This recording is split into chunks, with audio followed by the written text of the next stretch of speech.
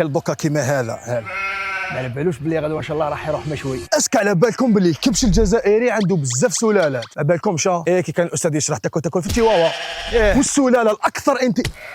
والسلاله الاكثر انتشارا في الجزائر تاع ولاد جلاله واللي جايه في ولايه بالسكره. تلقى اللون تاعو ابيض ناصع والبنيه الجسديه تاعو بزاف قويه، والذكور الاكثريه تلقى عندهم القرون. يلا اروح رفد معايا رواه ثقيل قاوم السخانه والعطش. سلعت على الجلال يا وليدي. السلاله الثانيه هي سلاله الحمراء اللي اصلها من تلمسان، منتشره بكثره في الغرب الجزائري خصوصا في تلمسان. باينه. شوف شو شفتك انا ما نشكيش. يتميز بلون بني مائل للاحمر والحجم تاعو صغير مقارنه بالسلالات الاخرى. التلوينه. كاينه سلاله الغرب المنتشره في المناطق الساحليه الغربيه، تجي صغيره شويه على السلالات الاخرين بصح منتجه للحليب والصوف. نعم. كاينه سلاله الدمان رغم انها ليست اصليه بصح عندها قدره في الانجاب عاليه بزاف. ودوكا كل واحد يطاق لنا صاحبه في لي كومونتير ويقول لنا عليه واش من سلاله.